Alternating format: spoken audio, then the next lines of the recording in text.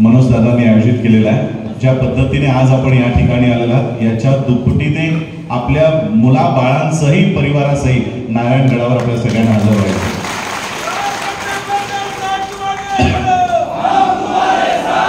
असावा. बाबासाहेब आंबेडकरांच्या लक्षात आलं होतं की या देशाला, बाबासाहेबांचे अनेक भाषण आहेत की या देशाला विपक्ष, विरोधी पक्ष हा विरोधी पक्ष नाही, आणि म्हणून विरोधी पक्ष, या देशाची लोकशाही जर मजबूत करायची असेल, या देशाची लोकशाही जर टिकवायची असेल तर या देशाला विरोधी पक्ष, विपक्ष असणं अत्यंत गरजेचं आहे. आपण बघितलं असेल की एक 10 वर्षापूर्वी गॅसचे भाव जर 10 रुपयाने जरी वाढलं, आपण बघितलं त्या हिरोईन होत्या त्या मालिकेत स्मृती इराणी, 100 रुपये जरी गॅसने वाढलं तर ती सिलेंडर घेऊन रस्त्यावर बसायची. आता 100 काही 200, 400 रुपयाने गॅस वाढते. कोणतरी विरोध करताना दिसतंय का?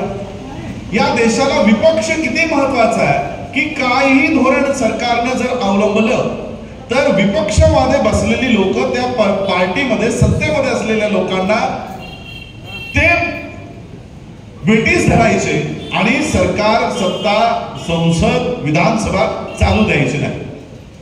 हा प्रकार आपल्याला काही वर्षांमध्ये दिसतोय का? कोणीही कोणाचाही विरोध या देशामध्ये उरलेला नाही. या देशाला जर विपक्ष, या देशाला जर लोकशाही टिकवायची असेल तर विपक्ष असणं गरजेचं आहे.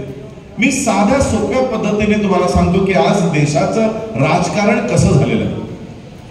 मला नाही वाटत आपण कधी एखाद्या चांगल्या गार्डन मध्ये गेला असाल, त्या गार्डन मध्ये एक खेळ ठेवलेला असतो, लहान मुलांना खेळण्यासाठी एक खेळ असतो. तो खेळ कशा पद्धतीचा आहे? एक मध्ये एक खांब असतो, त्या खांबावर एक आडवी फळी असते, या बाजूने एक मुलगा बसतो आणि मग या बाजूने एक मुलगा बसतो. हा मुलगा खाली गेला की हा मुलगा वर येतो, हा मुलगा खाली गेला की हा मुलगा वर येतो. हा खेळ बघितलाय तुम्ही लोकांनी? याला इंग्लिश मध्ये सीसॉ म्हणतात, मराठीत काय म्हणतात मला माहिती नाही. हा खेळ भारताच्या राजकारणामध्ये 1952 पासून सुरू होतो. बाबासाहेबांनी हा खेळ बघितला आणि म्हणून बाबासाहेबांना वाटलं या देशामध्ये जे नकली विपक्ष तयार केलेला आहे, याला जर वाचा फोडायचा असेल तर भारतामध्ये एक खरा विपक्ष तयार केला पाहिजे. आणि म्हणून बाबासाहेबांनी त्यांचा शेड्यूल कास्ट फेडरेशन बरखास्त केला. बाबासाहेबांनी भारताच्या जनतेला खुलं पत्र लिहिलं आणि सगळ्या समाजातल्या, सगळ्या जाती धर्मातल्या लोकांना आवाहन केलं की आपापले पक्ष बरखास्त करा आणि भारतामध्ये एकच पक्ष आपण तयार करू, विरोधी पक्ष तयार करू. आणि बाबासाहेबांच्या या आव्हानाला सगळ्या जातीतल्या, धर्मातल्या लोकांनी बाबासाहेबांना ते समर्थन दिलं. मुसलमानांनी समर्थन दिलं, बाबासाहेबांना मराठ्यांनी समर्थन दिलं. आज ज्या समाजवादी पार्टीचं आज आपण नाव ऐकतो, अखिलेश यादव यांचं नाव ऐकतो, या अखिलेश यादवांच्या पार्टीच्या फाउंडर राम मनोहर लोहिया यांनी बाबासाहेब आंबेडकरांच्या या पार्टीचं धोरण स्वीकारलं. बाबासाहेब आंबेडकरांच्या या पार्टीमध्ये ते स्वतःही सामील होणार होते, पण त्यापूर्वीच बाबासाहेबांचं महापरिनिर्वाण झालं आणि बाबासाहेब आंबेडकरांनी रिपब्लिकन पार्टी ऑफ इंडिया, याला मराठीत काय बोलू, रिपब्लिकन पार्टी. रिपब्लिकन हा शब्द दरवर्षी आपण ऐकतो. 26 जानेवारी या दिवसाला आपण रिपब्लिक डे म्हणतो. मराठीमध्ये या दिवसाला आपण म्हणतो प्रजासत्ताक दिन. प्रजासत्ताक दिन म्हणजे रिपब्लिक शब्दाचा अर्थ आहे प्रजा. प्रजेचा दुसरा शब्द आहे जनता. बघा, बाबासाहेब आंबेडकरांनी ज्या रिपब्लिकन पार्टी ऑफ इंडियाचं धोरण भारताच्या लोकांना समजावून सांगितलं आणि उद्या उठून जर भारताच्या लोकांनी बाबासाहेबांचं हे पत्र वाचलं आणि मग सगळ्या जाती धर्मातील लोक जर एकत्रित आली तर मग उद्या बाबासाहेबांचा आरपीआय उभा राहिला तर आम्हा लोकांना सत्ता मिळणार नाही. म्हणून यांनी एक खोटा रिपब्लिकन पार्टी ऑफ इंडियाचंच धोरण चोरून, रिपब्लिकन पार्टी ऑफ इंडियाचंच नाव चोरून आज जी लोक ज्या पद्धतीने आज विजयदादा साळवेंनी सांगितलं की आरपीआयचे कशा पद्धतीने शपथ केली, आज हे नाव एवढं बदनाम करून ठेवलं की आरपीआय म्हटलं की हा कोणत्या गटाचा. आजही मीडिया, या देशाचा media Republican Party of India, Athawale गट, Republican Party of India Kawade गट, म्हणजे आरपीआय फक्त गटांपुरता मर्यादित आहे असं सांगितलं जातं. आज गट कोणते आहेत महाराष्ट्रामध्ये? गट म्हणजे काय की एकाच पक्षाचे 2 अध्यक्ष, याला म्हणतात गट. आज आठवलेचं रजिस्ट्रेशन वेगळं आहे, गवईचं रजिस्ट्रेशन वेगळं आहे, तरी पण यांना सांगितलं जातं की आरपीआय गटांचं राजकारण आहे. आज गट काय आहे? आज उद्धव ठाकरे आणि एकनाथ शिंदे एकच पार्टी आहे, पण 2 अध्यक्ष आहेत. भांडण अजूनही सुरू आहे, पण ते कधीही शिवसेनेला गट म्हणत नाही. एनसीपीला एकीकडे अजित पवार आहेत, एकीकडे शरद पवार आहेत, पार्टी एकच आहे, रजिस्ट्रेशन एकच आहे, पण अध्यक्ष 2 आहेत. पण कधीही या पार्टीला गट म्हणत नाही. आणि हे जे नाव आहे बाबासाहेबांनी घेतलेलं, हे नाव कुणी चोरलंय माहितीये? आज हे कुणी चोरलंय? कालपर्यंत सत्तेमध्ये काँग्रेस होती, विपक्षामध्ये कोण असायचं? याच रिपब्लिकन पार्टी ऑफ इंडियाचं मराठी अनुवाद केलं तर काय नाव येतं माहिती आहे? रिपब्लिक म्हणजे प्रजा, प्रजेला दुसरं नाव जनता, पार्टी म्हणजे पक्ष, इंडिया म्हणजे भारत. या तिन्ही अक्षरांना जोडलं तर नाव येतं भारतीय जनता पक्ष. म्हणजे बाबासाहेबांनी जे धोरण दिलं होतं, जे धोरण दिलं होतं ते आरएसएस ने चोरलं आणि विरोधी बाकामध्येही त्यांचाच माणूस बसेल असं नियोजन केलं. आज जर सीसॉचा गेम पूर्ण भारताच्या राजकारणात बघायला मिळतो. काय बघायला मिळतो? एकीकडे काँग्रेस बसते, एकीकडे भाजप बसते. काँग्रेस खाली गेली की भाजप सत्तेत येते, भाजप खाली गेली की काँग्रेस सत्तेत येते. कालपर्यंत हे चित्र होतं. आता या दोघांनीही आपापली नावं बदलली. लोकांना काय वाटतं? काँग्रेस नाही तर भाजप, भाजप नाही तर काँग्रेस, इतर पक्षांना वावच नाही म्हणून आता यांनी नावं बदलली, एनडीए युपीए. आता एनडीए खाली गेली की युपीएची सरकार येते, युपीए खाली गेली की एनडीएची सरकार येते. हे चित्र महाराष्ट्रामध्येही आहे. महायुती, महाआघाडी. म्हणजे महायुती जर नालायक असेल तर कुणी सत्तेत यावं? महाआघाडीने. आणि महाआघाडी जर नालायक असेल तर सत्तेत कुणी यावं? महायुतीने.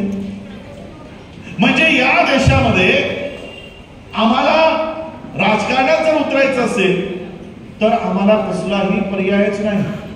हे जे या दोन्ही कडेला बसलेले आहेत, एकीकडे महायुती, एकीकडे महाआघाडी, एकीकडे एनडीए, एकीकडे युपीए, हे दोन्ही जरी वेगवेगळ्या टोकाला बसले असले तरी मधला जो खांब आहे हा ब्राह्मणी व्यवस्थेचा खांब आहे. ते ठरवतात की एनडीएला खाली घालावं की युपीएला वर आणावं, हे त्यांच्या हातामध्ये आहे. ही ती लोक ठरवतात. हा खेळ आम्ही आमच्या डोळ्याने मागच्या 65 वर्षापासून भारताच्या राजकारणामध्ये बघत आहोत, भारताच्या राजकारणात बघत आहोत.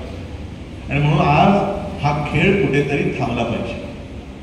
मागच्या इलेक्शन्स मध्ये याच बघा कसा खेळ सुरू आहे. याच बीडच्या सुकन्या पंकजाताई मुंडे या संविधान बदलायचंय म्हणून मत मागत होती की नाही?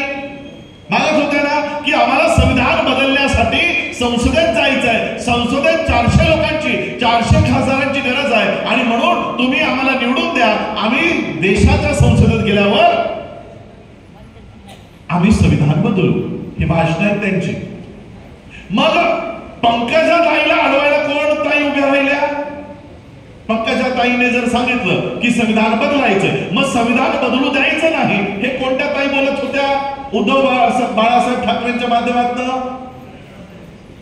सुषमाताई. एकीकडं पंकजाताई बसवल्या, एकीकडं सुषमाताई बसवल्या. पंकजाताईने सांगायचं आम्ही संविधान बदलणार, सुषमाताईने सांगायचं आम्ही संविधान बदलू देणार नाही. बरोबर आहे? मग लोक काय म्हणतील? पंकजाताईला हरवायचं असेल तर सुषमाताईकडे गेलं पाहिजे.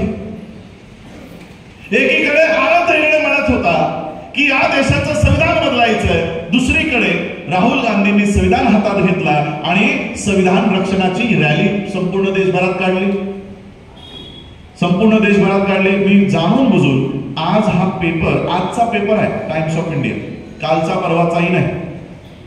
हा पेपर मी आजचा घेऊन आलोय. फ्रंट पेज न्यूज आहे, फ्रंट पेज न्यूज. जी लोक म्हणत होती की आम्हाला संविधान वाचवण्यासाठी संसदेत पाठवा, या फ्रंट पेज न्यूज वर पहिलीच बातमी आहे, government moves 3 bills to implement one election plan, 2 of them to amend constitution. अर्थ काय की या देशामध्ये सरकारने वन नेशन वन इलेक्शन, एक देश एक निवडणूक हे धोरण आता त्यांनी लागू करणार आहेत आणि त्यातले 2 कलम, संविधानातले 2 कलम ते हटवणार आहेत. कुणीतरी विरोध केला का संसदेत? ज्या राहुल गांधींना आम्ही देशाचं संविधान वाचवण्यासाठी भरभरून मतं दिली, त्या राहुल गांधीने याच्यावर काय बोलला का? मी नाही सांगत आहे, टाइम्स ऑफ इंडियाने आजच्या फ्रंट पेजवर लिहिलेलं आहे की संविधानाला 2 कलम ते चेंज करत आहेत. कोणतं कलम? Article 82A, article 83(2), article 83(2) sub clause 3 and 4. हे 2 कलम आज बदलली गेली, कुणीही आवाज उचलला नाही. मग या देशामध्ये कोणत्या संविधानाचं रक्षण करण्याच्या बाता तुम्ही इलेक्शन्स मध्ये करत होता? आम्ही भारताच्या या राजकारणामध्ये कधीही पडायचं नाही, हा निर्णय आम्ही लोकसभेपूर्वी आम्ही स्वतः घेतलेला आहे की आम्ही राजकारण करणार नाही. आम्ही बाबासाहेबांच्या सामाजिक आणि आर्थिक धोरणावर आम्ही काम करणार आहोत, राजकीय धोरणावर आम्ही काम करणार नाही, असा निर्णय कालपर्यंतचा आमचा होता. मागच्या 10 वर्षापासून संपूर्ण देशभरामध्ये मी भारताचं संविधान कसं धोक्यात आहे हे लोकांना समजून पटवून सांगतोय. हे आज जे मी भाषण करतोय ना, माझ्याकडे राजकीय प्लॅटफॉर्म नाही, माझा कोणताही राजकीय पक्ष नाही, म्हणून माझ्या भाषणाचा वापर कोण करत होतं? नितीन राऊत, राहुल गायकवाड, राहुल गांधी.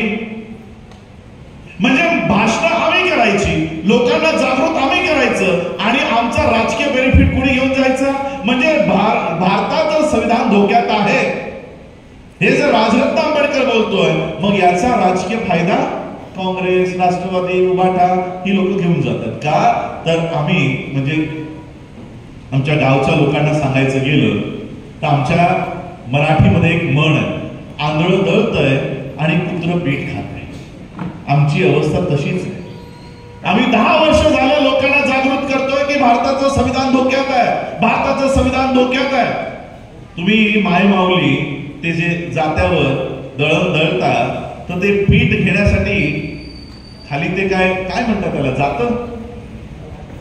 जातं ते तुमच्याकडे असतं. म्हणजे दळलेलं पीठ स्वतःच्याच डब्यामध्ये पडावं. आता आमचं असं झालंय की आम्ही दळतोय, संविधान धोक्यात आहे, वन नेशन वन इलेक्शन येणार आहे, न्यू एज्युकेशन पॉलिसी येणार आहे, लोकांना जागृत करतो की संविधान धोक्यात आहे. आणि आलेलं पीठ लोक जे जागृत झाले ती जातात कुठे? त्या मशीनवर. राजरत्न सांगितलं होतं की संविधान धोक्यात आहे, भाजपला हरवायचंय, मग आमचं बटन काहीच नाही. 30 सप्टेंबर 1956 ते 30 सप्टेंबर 2024, 20 जुलैला बाबासाहेब आंबेडकरांच्या बहिष्कृत हितकांडी सभेला 100 वर्ष झाली होती. तो कार्यक्रम आम्ही मुंबईला घेतला आणि 20 जुलै ते 30 सप्टेंबर पर्यंत संपूर्ण भारतामध्ये, संपूर्ण महाराष्ट्रामध्ये आम्ही लोकांना जागृत करू आणि 30 सप्टेंबर 2024 ला आम्ही राजकीय भूमिका घ्यायची की नाही ती आम्ही जाहीर करू, हे आज आम्ही सांगितलं होतं. आजही आम्ही राजकीय भूमिका घ्यायला तयार नाही असं आमचं ठरलं होतं. पण आजची ही बातमी की भारताच्या संविधानातले 2 मोठे कलम बदलले चालले, याच्यावर एकही बोलायला तयार नाही. महाराष्ट्राचा एकही नेता बोलायला तयार नाही, विरोधी पक्षातला बोलायला तयार नाही. यांचं काय बोलणं सुरू आहे? माझा पक्ष चोरला, माझा झेंडा चोरला, माझं सिंबॉल चोरलं, बस हे आपसातच भांडतायत, आपसातच भांडतायत. आणि म्हणून आता आम्हाला आमच्या भूमिका स्वतः घ्याव्या लागणार. बाबासाहेब आंबेडकरांनी आज ज्या पद्धतीने मराठा आरक्षणाचा मुद्दा आहे, मराठा आरक्षणाचा मुद्दा, एका तरी मराठा आमदारानं हा मुद्दा की एक विशेष अधिवेशन बोलवावं आणि याच्यावर काहीतरी एक तास सोक्षमोक्ष लावावा, कुणीतरी याच्यावर चर्चा केली? कुणी? जी समस्या आज मराठ्यांची आहे तीच समस्या आज आमची आहे. तुम्ही आरक्षण मिळावं म्हणून संघर्ष करताय, आम्ही आरक्षण टिकावं म्हणून संघर्ष करतो. आज आमच्या आरक्षित सीटावरनं ही माझ्याकडे संपूर्ण यादी आहे. महाराष्ट्रामध्ये बऱ्याच लोकांना माहिती नसेल, महाराष्ट्रामध्ये मी चला ही तरी सामान्य लोक आहेत, मी विजय दादांना विचारतो, दादा महाराष्ट्रात अनुसूचित जातीसाठी किती राखीव सीट आहेत सांगा?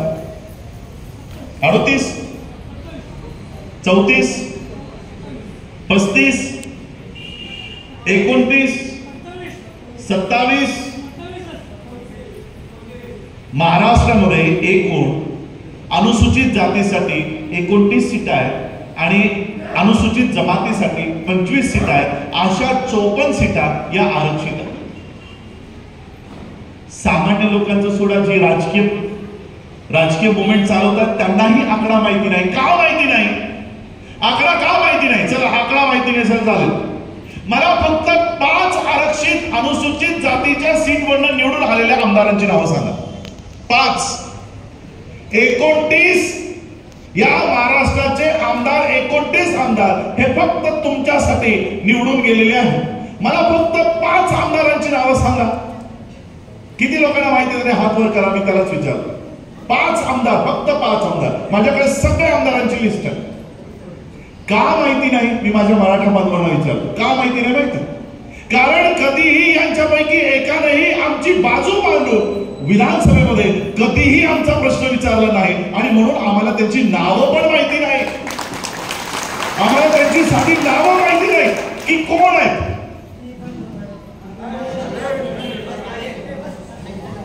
बघा इथे तुमची 232 नंबरला असणारी कळेज ही सीट ही आरक्षित आहे.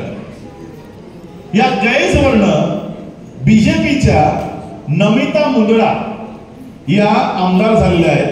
1,23,433 मतं मिळाली आणि एनसीपीच्या पृथ्वीराज साठे हे 90,524 मतं मिळवून ते पराजित झाले. या नमिता ताई मुंदडांनी एक तरी प्रश्न अनुसूचित जातीसाठी मागच्या 5 वर्षात उचलताना ऐकलं का?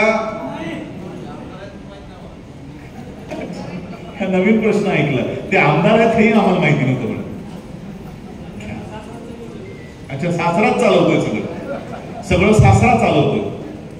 नमिता ताई मुंदडा या तुमच्या प्रतिनिधी म्हणून या विधानसभेत बसलेल्या आहेत. या देशाचं आरक्षण बदललं जावं म्हणून त्यांच्याच पक्षाच्या नेत्या या बीडमध्ये मतं मागत होत्या. पंकजाताई बीजेपीच्या, नमिताताई बीजेपीच्या, आरक्षित सीटावरनं निवडून गेलेली बाई.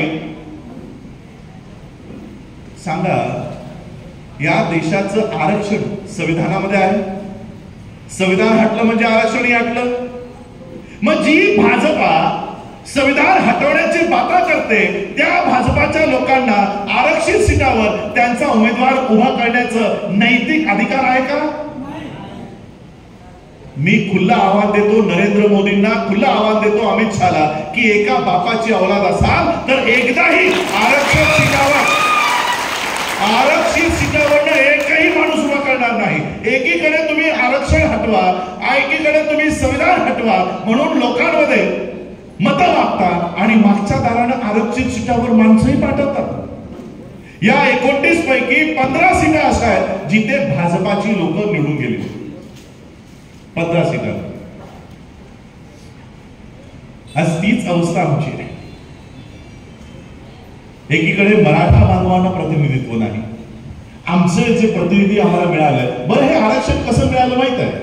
मला कधी कधी वाटतं की आज मी दादांचा ज्यावेळेस संघर्ष बघतो, मनोज दादांचा संघर्ष, मी दादांना त्यावेळेस भावनिक होऊन म्हणालो होतो की दादा एक दिवस असा येईल की या मराठ्यांचा डॉक्टर आंबेडकर म्हणून तुमची ओळख निर्माण होईल. मी असंच काही सांगत आहे. ही जी परिस्थिती आज मनोज दादांवर आहे तीच परिस्थिती बाबासाहेबांवर 1930 साली उद्भवली होती. बाबासाहेब आंबेडकरांनाही आरक्षण द्यायला कोणी तयार नव्हतं. बाबासाहेबांनी आंदोलन करून दाखवलं. महाडच्या 14 तळ्याचं आंदोलन केलं. की ब्रिटिश या देशावर त्यावेळेस ब्रिटिशरांचं राज्य होतं, त्या ब्रिटिशरांच्या लक्षात यावं की आम्ही पण या देशामध्ये राहतो, आमचा एक खूप मोठा टक्का या देशात आहे, आम्हाला शिक्षण नाही आहे, आम्हाला नोकऱ्या नाही आहेत, आम्हाला गाव कुसाच्या बाहेर ठेवलेलं आहे. गांधींचं म्हणणं होतं ही आमचीच लोक आहेत, गांधी म्हणायची हे आमचीच लोक आहेत, हे आमचे हरिजन आहेत, त्यामुळे देश स्वतंत्र झाल्यानंतर आम्हाला काय द्यायचे ते आम्ही यांना देऊ, तुम्ही आत्ताच यांच्यासाठी काही करू नका. बाबासाहेब म्हणाले नाही, आम्ही हरिजन नाही, गांधी आमचा नेता नाही. आणि मग बाबासाहेबांना ही जबाबदारी आली की या अनुसूचित जातीच्या लोकांना, या अस्पृश्य जातीच्या लोकांना त्या ब्रिटिशरांनी मान्यता द्यावी. बाबासाहेब आंबेडकरांनी काय केलं, त्या ब्रिटिशरांकडनं बोले कमिशनच्या माध्यमातून पानवाटे, सगळे सरकारी पानवाटे हे सगळ्यांसाठी खुलं असेल असं बिल तयार केलं बाबासाहेब. हे बिल तयार करून घेतलं कधी, 1924 ला. 1924 संपला, 25 संपला, 26 संपला, 27 मार्च महिना होला तरी देखील ते बिल कोणी लागू करत नव्हतं. बिल म्हणजे कायदा. काय कायदा होता की जे सरकारी पाणवठे आहेत, जे सरकारी विहिरी आहेत, जे सरकारी तलाव आहेत, तिथे अस्पृश्यता बाळगली जाणार नाही, ते पाणी कुणीही पिऊ शकतं. 5 वर्ष झाली तरीही त्या कायद्यावर अंमलबजावणी नाही. दादा अंमलबजावणीचीच मागणी करतायत ना, बाबासाहेब अंमलबजावणीची मागणी करतात. कागदावर केलं, कागदावर तर अधिकार दिला पाण्याचा, पाणी पिण्याचा, पण आम्हाला तिथे पाणी पिळून दिलं जात नाहीये. मग बाबासाहेबांनी काय केलं, 20 मार्च 1927 ला हजारो लोकांना एकत्रित केलं आणि एकटेच बाबासाहेब आंबेडकर त्या हजारो लोकांना पाणी पिण्यासाठी घेऊन गेले. बघता बघता 50,000 लोकांनी पहिल्यांदा त्या तळ्यातलं पाणी आपल्या ओंजळीत बाबासाहेबांच्या पाठोपाठ उचललं आणि पाणी पिण्याचा अधिकार आपला बाबासाहेबांसमोर त्यांनी प्रस्थापित केला. 1927 ला 1927चं आंदोलन बाबासाहेबांनी करून दाखवलं, 1928चं आंदोलन बाबासाहेबांनी करून दाखवलं. आणि मग इंग्रजांना वाटलं, अरे गांधीजी म्हणत होते की मी अस्पृश्यांचा नेता आहे, अस्पृश्याचा नेता तर खरा डॉक्टर आंबेडकर आहे. 1930 साली राऊंड टेबल कॉन्फरन्सचं आयोजन होणार होतं आणि त्यापूर्वीच बाबासाहेब आंबेडकरांची लीडरशिप ही उदयास आली आणि बाबासाहेब आंबेडकरांनी इंग्रजांना पटवून दिलं की गांधी आमचा नेता नाही, हरिजन आम्ही नाही. आणि असे 9 कोटी लोक आहोत या देशामध्ये, 9 कोटी लोक आहोत ज्यांना हे शिक्षणाचा अधिकार नाही, ज्यांना नोकरीचा अधिकार नाही. बाबासाहेबांनी हे पटवून त्या इंग्रजांना पटलं आणि मग त्यांनी राऊंड टेबल कॉन्फरन्सला आमंत्रण पाठवलं की बाबासाहेब या अस्पृश्य लोकांचंही प्रतिनिधित्व करण्यासाठी आम्ही तुम्हाला आमंत्रण करत आहोत. जसंही गांधींना कळलं की माझ्या ऐवजी डॉक्टर आंबेडकरांना आमंत्रण गेलंय, गांधींनी बहिष्कार टाकला की मी येणार नाही, यांना जर बोलवत असाल तर मी येणार नाही. बाबासाहेब आंबेडकर पहिल्यांदा ज्यावेळेस राऊंड टेबल कॉन्फरन्सला निघाले लंडनसाठी, गांधी ज्यावेळेस दुसऱ्या राऊंड टेबल कॉन्फरन्सला गेले, गांधी सोबत कुणाला घेऊन गेले माहित आहे, 2 बकऱ्या घेऊन गेले. बकऱ्या का तर परदेशातलं दूध मी पिणार नाही, मी भारताच्याच बकऱ्यांचं दूध पिईन. अशा अर्थानं त्यांनी भारतातनं 2 बकऱ्या नेल्या आणि त्याच बकऱ्यांचं दूध ते परदेशात पित होते. बाबासाहेबांना ज्यावेळेस राऊंड टेबल कॉन्फरन्सला आमंत्रण आलं, बाबासाहेब आंबेडकर कुणाला येऊन गेले माहित आहे, अस्पृश्यांच्या वतीने बाबासाहेब आंबेडकरांनी सांगितलं की मी अस्पृश्यांची बाजू मांडतो आणि सोबत शंकरराव जाधव मराठ्यांचा प्रतिनिधी घेऊन गेले की मी अस्पृश्यांची बाजू मांडतो, तू मराठ्यांची बाजू मांड.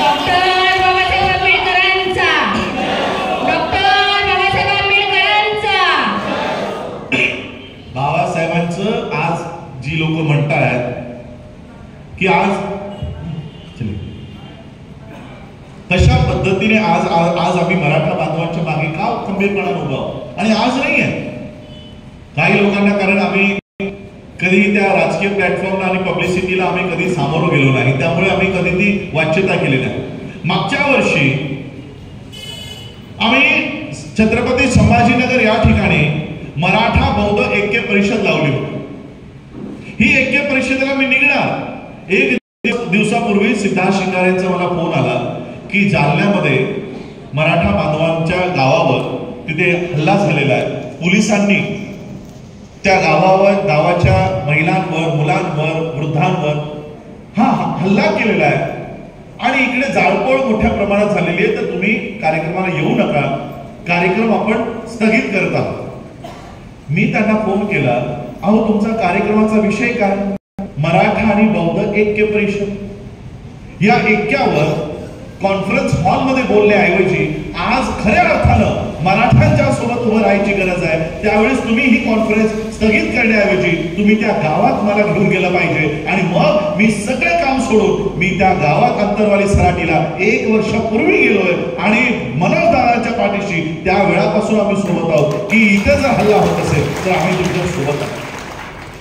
हे आम्ही आजकालमध्येच त्यांना समर्थन द्यायला गेलो नाही आहोत. का गेलो? कारण हा पाठिंबा मी दिलेला नाही, हा पाठिंबा डॉक्टर बाबासाहेब आंबेडकरांनी या मराठा बांधवांना त्यावेळी दिलेला आहे. मी फक्त त्यांची रीग ओढतोय, त्यांनी केलेल्या कामाला फक्त मी पुढे नेतोय. आज त्याच मराठा बांधवांना आज त्या पद्धतीने खरं तर या महाराष्ट्राची निर्मिती या 2 मोठ्या जातींमुळे झालेली आहे. बाबासाहेबांच्या कास्टेस इन इंडिया या त्यांच्या थिसिस मध्ये बाबासाहेब महाराष्ट्राचा उल्लेख करतात की या राज्यामध्ये 2 प्रमुख जाती नांदत होत्या, एक महार आणि एक रठ्ठ. रठ्ठ म्हणजे मराठा. या 2 प्रमुख जातींमुळे हा राज्य महाराष्ट्र नावाने ओळखला गेला आणि या महाराष्ट्राचा अपभ्रंश होता होता हा महाराष्ट्र झाला. महाराष्ट्र, काही लोक काय म्हणतात महाराष्ट्र म्हणजे सगळ्यात मोठं राष्ट्र. आता आपण राष्ट्र आहोत की राज्य आहोत? आपण राज्य आहोत आणि त्या सगळ्यात मोठं राज्य आहोत का? तर नाही. सगळ्यात मोठं राज्य यूपी आहे भौगोलिकरित्या, बिहार आहे, त्यानंतर मग आपण महाराष्ट्र सगळ्यात मोठं. याचा अर्थ सगळ्यात मोठं राष्ट्र नाही, भौगोलिकरित्या सगळ्यात मोठं राज्य नाही. महाराष्ट्र म्हणजे महार आणि रठ्ठ, महार आणि मराठा या 2 समुदायांचं हा राज्य आणि या 2 समुदायांनाच सत्तेच्या बाहेर ठेवलं. बघा, कावळ्याची गोष्ट आमच्या वैभवने सांगितली की कसा मासाचा तुकडा मंदिरात टाकून, मशिदीत टाकून 2 समुदायाला लढवत ठेवतात आणि ते कावळे वर बसून मजा बघतात. आजही ती कावळे महाराष्ट्रात आहेत, मनुष्याच्या रूपाने आहेत. हेच कावळे महाराष्ट्रामध्ये मनुष्याच्या रूपाने आहेत. हे कावळे आम्हाला ओळखलं पाहिजे. आज फक्त त्या कावळ्यांचं नाव आम्हाला माहिती नाही, पूर्वी आम्हाला माहित असायचं. आजही आम्हाला हे कावळे समोर आणले पाहिजेत की कोण ही लोक आहेत जी या 2 समुदायाला लढवत ठेवतात. या नानासाहेब फडणवीसाची ही अवलाद आजही महाराष्ट्रामध्ये नांदते आहे. ती आम्हाला ओळखली पाहिजे, ही ओळखली पाहिजे की कोण. बघा, जसं ही दादांनी त्यांचं आंदोलन सुरुवात केली, मग यांनीच आमचीच लोक हाताशी धरली. मग मराठ्यांच्या विरोधात बोल, मराठ्यांच्या विरोधात आंदोलन सुरू कर, असं करत करत पुन्हा त्यांनी तेढ निर्माण करायचा की महार मराठा पुन्हा एकमेकांची डोकी फोडत. पण दादांनी बाबासाहेब आंबेडकरांचं महारच्या 14 तळ्याच्या प्रसंगी बाबासाहेबांनी उद्गार काढले होते की जागृतीचा अग्नी कायम तेवत ठेवा. ही जी जागृती आज तुमच्यामध्ये निर्माण झालेली आहे ही विझू देऊ नका. मला वाटतं ही जागृती मनोज दादांनी या महाराष्ट्राच्या प्रत्येक मराठामध्ये तयार केली आणि म्हणून त्यांनी महाराष्ट्रात दंगल होऊ दिली नाही. हे आज महाराष्ट्राच्या मराठ्यांची जागृती आहे ज्यामुळे महाराष्ट्रात दंगल होत. अन्यथा ती दंगल व्हावी म्हणून नानासाहेबांची ही अवलाद अनेक दिवसांपासून कार्यरत आहे की का दंगल होत नाही. आणि म्हणून मी आज त्या मराठा बांधवांनाही सांगणार आहे की जी जागृती आज तुमच्यामध्ये झाली ती जागृती जागणी कायम तेवत ठेवा. ती जागृती आता विझू देऊ नका. आम्ही सगळे आम्ही एकत्र जाऊ. अशा पद्धतीने आम्हाला या देशाच्या निवडणुकांमध्ये महाराष्ट्राच्या निवडणुकांमध्ये सामोरं जायचं. मी तुम्हा लोकांना सांगणार आज ज्या पद्धतीने आम्हा लोकांना यांनी सत्तेच्या बाहेर ठेवलंय, संविधान निर्माण करायच्या, संविधान वाचवण्याच्या आम्हाला भूल थापा दिलाय, मग आज संविधान बदललं जात आहे तिथे मात्र कोणीही बोलायला तयार नाही. आम्हाला आमचा सख्खा खरा आणि सच्चा प्रतिनिधी आम्हाला आता आमच्या या इलेक्शन्स मध्ये पाठवायचे. मी दादांना उपोषण सोडण्यासाठी अनेक वेळा मी विनंती केली. का म्हणून केली?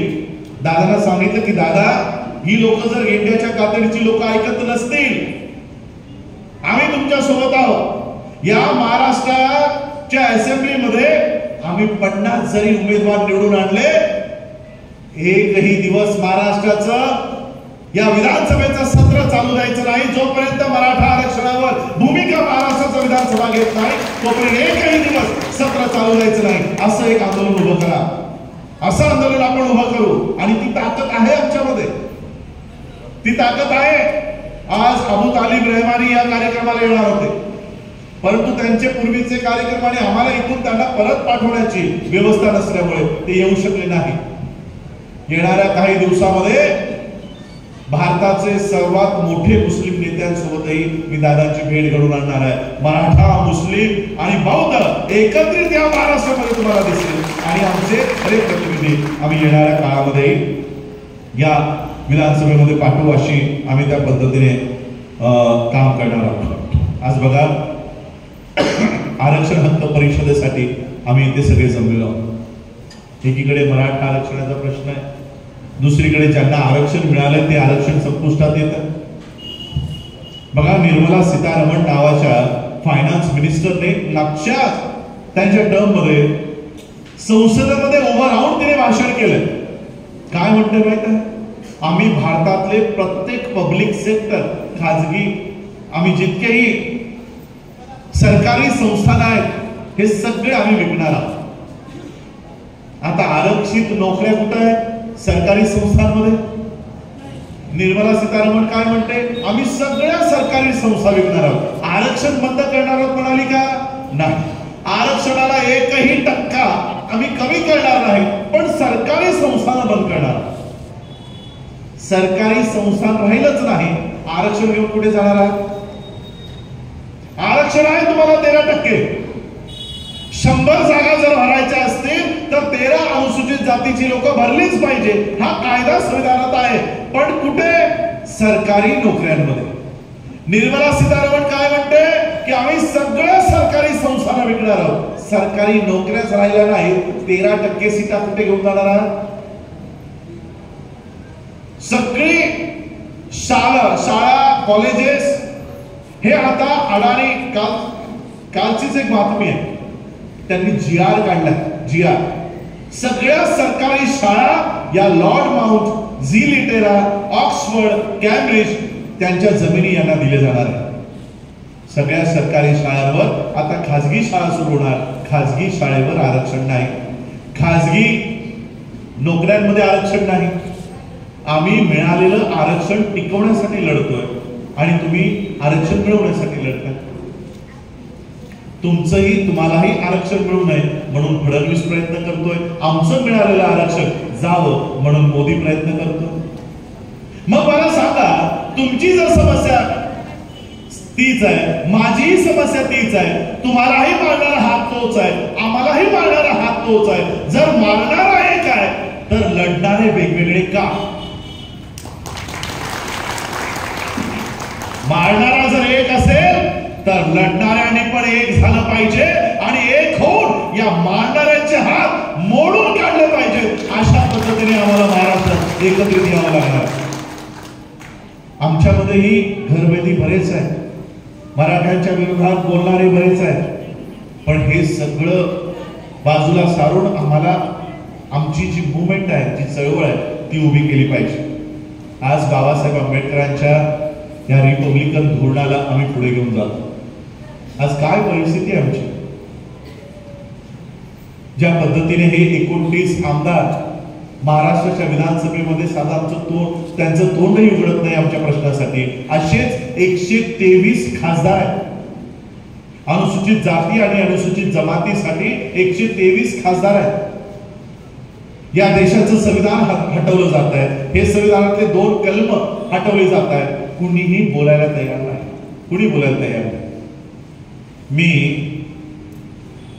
आम्ही निर्णय घेतला होता की महाराष्ट्राच्या देशाच्या राजकारणात ढवळाढवळ करायचं नाही, आपलं आपलं काम आपण करत राहायचं. पण ज्यावेळेस 2024चे हे आकडे बघितले, आमची सगळी मतं आम्ही भरभरून ही मतं राहुल गांधीला दिली, शरद पवारांना दिली, उद्धव ठाकरेंना दिली, भरभरून आमची मतं दिली. त्या बदल्यात आमचा एकही प्रतिनिधी नाही. मी ज्यावेळेस युरोपहून या इलेक्शन संपल्यानंतर भारतात आलो, भारतात आल्या आल्या मला फोन सुरू झाले की साहेब, मुंबई एअरपोर्टच्या लगतच जयभीम नगर नावाचं एक झोपडपट्टी आहे. जवळपास अनुसूचित जातीच्या वेगवेगळ्या जातीतली 750 झोपड्या तिथे आहेत. पण ती जमीन, एअरपोर्टच्या बाजूची जमीन, सगळ्यात महत्वाची जमीन, मुंबईतली जमीन, त्या जमिनीवर हिरा नंदानी नावाच्या बिल्डरचा डोळा असल्यामुळे त्याने सरकारला हाताशी धरलं आणि एका रात्रीत पावसाळ्यात त्याने ती घरं उद्ध्वस्त केली. महाराष्ट्र सरकारचा GR आहे की 1 जून पासून ते पाऊस संपेपर्यंत कसलंही तोडक कारवाई महाराष्ट्रामध्ये करायची नाही, असा GR असतानाही जून जुलै महिन्यात भर पावसामध्ये यांची 750 घरं तोडून टाकली. त्या लोकांनी मला सांगितलं की साहेब, एकदा आमच्या झोपडपट्टी, आम्ही जी रस्त्यावर राहतोय, फुटपाथवर राहतोय, एकदा येऊन आमची भेट घ्या. मी घरी जाण्याऐवजी त्यांच्याकडे गेलो, त्यांची समस्या ऐकली. मी सांगितलं की ठीक आहे, महाराष्ट्राचा तिथेच लागूनच हे पवई आणि त्याच्या बाजूलाच 10 किलोमीटर अंतरावर कुर्ला मतदारसंघ, कुर्ला मतदारसंघ अनुसूचित जातीसाठी राखीव असलेला मतदारसंघ. मी तिकडच्या आमदाराला फोन केला आणि त्याला सांगितलं, बाबा तुझ्याच मतदारसंघामध्ये अनुसूचित जातीचे 750 घरं तोडलेली आहेत, त्यांच्याबद्दल एक प्रश्न तरी त्या विधानसभेमध्ये मांड की हे कोणत्या कायद्यानुसार तुम्ही भर पावसामध्ये त्यांची घरं तोडली आणि घरं जर तोडायची असती तर त्यांना पर्यायी जागा उपलब्ध करून दिली असते आणि तिथं त्यांना स्थलांतरित केल्यानंतर तुम्ही ती जमीन मोकळी करायला हवी होती. हे कसलेही नियम तुम्ही पाळले नाही आणि तुम्ही एका रात्रीत ती जमीन हिरा नंदानीला देण्यासाठी 750 घरं, संसार तुम्ही उद्ध्वस्त केले. हा प्रश्न तुम्ही विधानसभेमध्ये मांडला. मला काय उत्तर आलं माहिती? हा प्रश्न आम्हाला माहित आहे, हा प्रश्न आम्ही मांडूय, पण हा प्रश्न मांडण्यासाठी 15 लाख रुपये लागतात. कोण? अनुसूचित जातीच्या सीटवरनं निवडून आलेला एक अनुसूचित जातीचाच आमदार अनुसूचित जातीच्याच लोकांचा प्रश्न मांडण्यासाठी पक्षाच्या फंडासाठी 15 लाख रुपये मागतो. माझ्याकडनं 15 लाख, विजयदादांनी फोन केला असता तर 25 लाख. आंबेडकर वंश असल्यामुळे 10 लाखाचं डिस्काउंट दिलं त्यांनी मला की बाबासाहेबांच्या परिवारातनं फोन आलाय म्हणून तुम्हाला 10 लाखाचं डिस्काउंट, पण 15 लाख रुपये तुम्हाला पार्टी फंड म्हणून द्यावं लागेल. इलेक्शन येत आहे आणि हाच रेट संसदेमध्ये आहे. संसदेत जर अनुसूचित जातीवर होणारा अन्याय अत्याचाराचा प्रश्न मांडायचा असेल तर तिकडून अनुसूचित जातीतून निवडून आलेला खासदार 25 लाख रुपये मागतो. 25 लाख.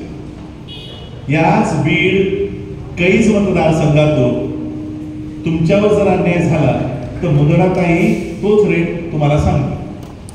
पक्षाला जायचं, पुढे प्रचार करायचा. ही प्रतिनिधी बाबासाहेब आंबेडकर म्हणायचे की अनुसूचित जातीच्या सीट्सवरनं, आता या अनुसूचित जातीच्या सीटवर पहिला अधिकार कुणाचा आहे माहिती आहे तुम्हाला? गांधींनी राऊंड टेबल कॉन्फरन्स मध्ये सांगितलं की मी सिखांना आरक्षण द्यायला तयार आहे, मी ख्रिश्चनांनाही आरक्षण द्यायला तयार आहे, पण मी यांना आरक्षण द्यायला तयार नाही. मी यांना आरक्षण मिळू देणार नाही. यांना जर आरक्षण देत असाल तर मी प्राण जाईपर्यंत उपोषण करेन, पण यांना मिळू देणार नाही. आज जसे फडणवीसच्या हाकेवर काही लोक बसतात की यांना मिळू देणार नाही, तसंच त्या काळात बाबासाहेबांसमोर गांधी बसले की यांना मिळू देणार नाही. यांना देत असाल तर मी माझा प्राण त्याग करेन. शेवटी बाबासाहेब आंबेडकरांना समझोता करावा लागला. ब्रिटिशरांनी दिलेलं आरक्षण गांधीच्या उपोषणामुळे परत गेलं, पण गांधींनी सांगितलं की ठीक आहे, तुम्ही दिलेलं आरक्षण परत मी घेतोय, पण तुम्हाला मी आरक्षित सीटा देतो, तुमचंही नुकसान होऊ देणार नाही, तुम्हाला मी आरक्षित सीटा देतो. मग हे आरक्षित सीटा गांधींच्या प्राण जीवन दानाच्या बदल्यात आम्हाला ह्या सीटा मिळाल्या. मग या सीटांवर अधिकार कोणाचा आहे? आमचा आहे. गांधींचा प्राण वाचवण्यासाठी बाबासाहेबांनी त्यांना मिळालेलं आरक्षण परत दिलं आणि मग त्या आरक्षित सीटा आणि नोकऱ्यातलं आरक्षण बाबासाहेबांनी घेतलं. मग याच्यावर आमचा अधिकार आहे. 15 सीटा बीजेपी घेऊन जाते, 14 सीटा काँग्रेस घेऊन जाते. आमच्या तोंडाला पानं पुसली जातात. आमचं तिथे काही नाही. आम्ही लोकांना सांगतो संविधान वाचवायचं आहे. संविधान वाचवण्यासाठी मी आज 30 सप्टेंबर 2024 रोजी मी तुम्हाला पक्ष उभा करून द्यायला आलो नाही. मी तुम्हाला इथे पार्टी स्थापन करून द्यायला आलो नाही. या येणाऱ्या विधानसभेमध्ये आज माझं इथे भाषण झालं. काही दिवसांनी पुन्हा काही मोठ्या प्रमाणात सभा होते, दादांचं भाषण होते, माझी भाषण होते. भाषण झाल्यानंतर मराठा समुदाय काय म्हणेल, दादा खूप चांगले बोलले, दादांनी समाजाचा मुद्दा उपस्थित केला. मत टाकायला जाल, आमचं बटन आहे का तिथे? बटन आहे. मी माझ्या पुरतं तुम्हाला सांगतो, मी इथे तुम्हाला पक्ष द्यायला आलो नाही. मी त्या ईव्हीएम मशीनवर तुमचं स्वतःचं हक्काचं बटन तुम्हाला द्यायला आलेलो आहे की ते बटन दाबल्यानं संविधानाचं खरंच जी लढाई लढतोय त्याच्याच पडद्यात ते मत गेलं पाहिजे. आज काय होतंय, आम्ही कोणतंही बटन दाबा, या दोन्ही पार्ट्यांनी काय केलंय की तुला नाही मिळालं तर मला तर मिळालंच पाहिजे. इथं आम्ही अजितदादाचं बटन दाबलं, इथं केंद्रात कुणाला मिळतं? नरेंद्र मोदीला. इथं आम्ही शिंदेचं बटन दाबलं, केंद्रात कुठं जातं? नरेंद्र मोदींना. म्हणजे भले तुमच्या ईव्हीएम मशीनवर 10 बटन असो, 20 बटन असो, देशात फक्त 2च लोकांना ही मतं मिळतात, गांधी किंवा मोदी. देशात तिसरा माणूसच नाही, गांधी किंवा मोदी, बस एवढीच लढाई सुरू. आणि ही दोन्ही लढाई ब्राह्मणी ही एकमेकांच्या विरोधात नाही. माझ्याकडे सगळे पुरावे आहेत. मी तुम्हाला काही पुरावे तुमच्या तोंडून बरोबर. आधार कार्ड, आपण सगळ्यांकडे आधार कार्ड आहे. डोळे मोठे मोठे करून आपण ते डोळ्याची बुबळं दिली, अंगठ्याचे ठसे दिले, सगळं दिलं की नाही? कुणाच्या राज्यात? काँग्रेसच्या राज्यात. ते संपूर्ण देशभर लागू कोणी केलं? बंधनकारक कोणी केलं? मोदीने. एकच धोरण. या देशामध्ये प्रायव्हेटायझेशनचं बिल सगळ्यात आधी कुणी इंट्रोड्यूस केलं असेल संसदेमध्ये? ज्याच्यामध्ये मायावतीने बॅकआउट केला, ज्याच्यामध्ये अखिलेशने बॅकआउट केला की आम्ही याला समर्थन देणार नाही. हे सगळ्यात पहिलं बिल कोणत्या पार्टीने आणलं? लागू कोणी केलं? धोरण बघा. आज काय सुरू आहे माहित आहे? तू मारल्यासारखं कर, मी रडल्यासारखं करतो. तू संविधान बदलायची भाषा कर, मी संविधान वाचवायची भाषा करतो. खूप मोठं नाटक या देशामध्ये सुरू आहे. या नाटकाचा पर्दाफाश करण्यासाठी मी 30 सप्टेंबरला या रिपब्लिकन पार्टीला तुमच्या समोर आणतो.